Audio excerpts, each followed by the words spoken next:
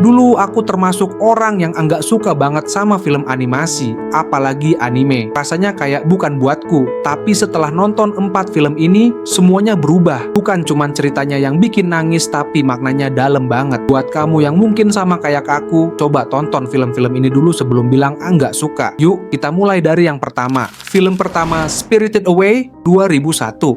Film pertama yang bikin aku jatuh cinta sama animasi adalah Spirited Away. Ceritanya tentang seorang gadis kecil bernama Chihiro yang tanpa sengaja masuk ke dunia roh. Di sana orang tuanya berubah jadi babi dan dia harus bekerja di sebuah pemandian ajaib buat bisa menyelamatkan mereka. Tapi yang bikin film ini luar biasa bukan cuma dunia fantasinya yang unik, tapi perjalanan emosional Chihiro sendiri. Dari gadis penakut dan manja, jadi sosok yang berani dan penuh empati. Setiap makhluk di dunia itu punya pesan tersembunyi. Bahkan karakter kayak No Face yang awalnya kelihatan menyeramkan, ternyata punya sisi kesepian yang dalam. Spirited Away ngajarin aku bahwa tumbuh dewasa itu bukan cuma soal umur, tapi soal menghadapi rasa takut, kehilangan, dan tetap peduli sama sekitar. Dan satu hal lagi, animasinya bener-bener indah. Tiap adegan tuh kayak lukisan hidup. Makanya nggak heran film ini menang Oscar dan masih dikenang sampai sekarang.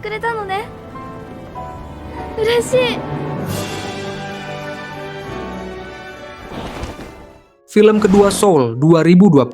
Setelah Spirited Away, aku lanjut nonton Soul. Awalnya aku kira ini cuman film tentang musik jazz, tapi ternyata film ini malah nyentil banget soal hidup. Ceritanya tentang Joe Gardner, seorang guru musik yang pengen banget jadi musisi profesional. Tapi di hari dia akhirnya dapat kesempatan besar, dia malah kecelakaan dan jiwanya terpisah dari tubuhnya. Di dunia arwah, dia ketemu dengan jiwa 22, jiwa yang belum pernah mau lahir ke dunia karena ngerasa hidup itu nggak menarik. Yang bikin kerasa dalam, film ini ngajarin aku bahwa hidup itu bukan cuma soal ngejar mimpi besar. Kadang hal kecil yang kita anggap sepele kayak makan pizza, ngobrol, atau merhatiin angin bertiup itu justru jadi bagian terpenting dalam hidup. Soul bikin aku mikir ulang, apa aku udah bener-bener hidup atau cuma sekadar ngejar target doang? Musiknya juga keren banget. Perpaduan antara jazz dan skor emosionalnya bener-bener nambah rasa hangat di film ini.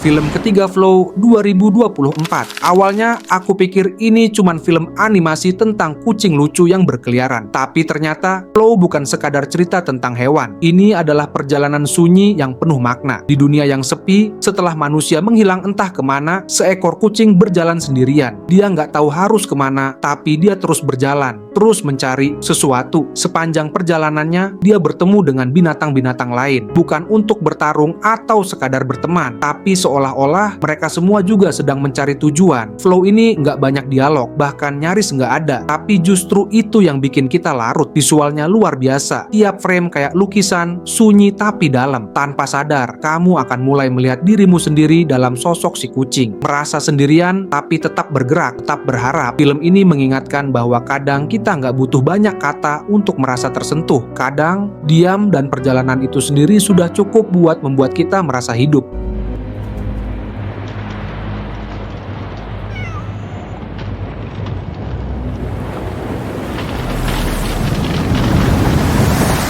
Film keempat, Weathering with You 2019.